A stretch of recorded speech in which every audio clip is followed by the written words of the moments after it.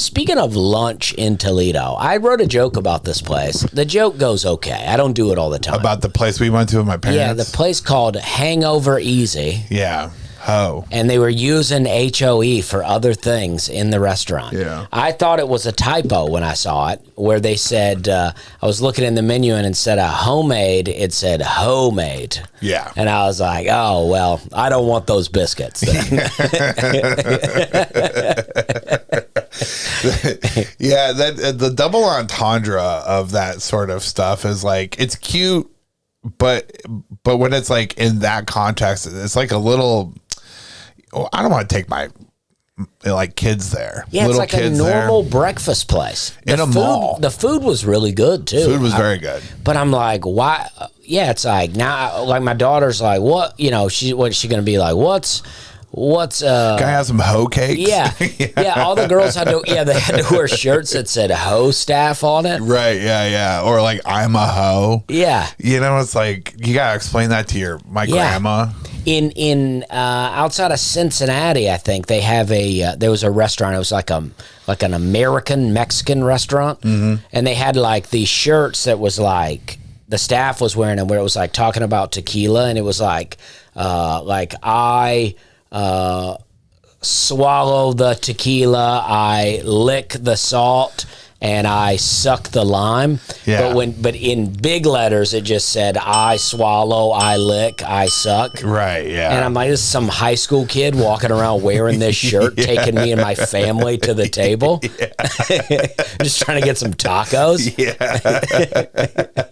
They're advertising their proclivities. Yeah. It's yeah. But I bet they're selling a ton of merch. I know.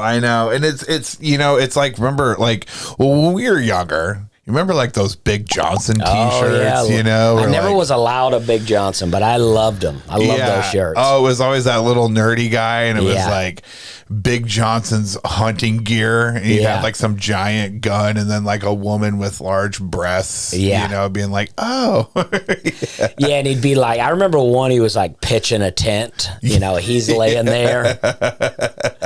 Well, it's like when you go to Chicago, there's that restaurant, I think it's like Dirty Dick's or something like that. They have those theme restaurants now where the staff is encouraged to be mean to you. That's part of the experience. And it's like, what if you really do have a bad day at work and somebody's just actually being aggressively mean towards you and you can't even tell? Yeah. You know what I mean? Like, well, that's probably why the restaurants like Dick's Last Resort are going down, because customer service is so bad now that they're like, this is not that different than Applebee's. Yeah, I could just get this at the Waffle House. Yeah. But yeah, I mean, there was Dick's Last Resort, and then one time in Myrtle Beach, I drove by and I saw a restaurant that was opening called Dirty Dick's Crab Shack, and I'm like, all right, you're taking it too far. Right. This is too much. Yeah. That's just gonna be a restaurant. It's like little penis Mexican. Yeah. Something like stupid like that. Like, yeah, just like there's no imagination to it. Right. And it's anymore. Like, there's no double entendre. It's like, how are you going to take your family there? I mean, it's like, yeah. But you know, in Charleston, they had a restaurant called D.D. Pecker's. Yeah. Remember that place? Out in West Ashley. Yeah. Yeah. It was okay, but it was such a weird name. I ran into a guy one night, I think at Jeans, I used to be in the Navy with.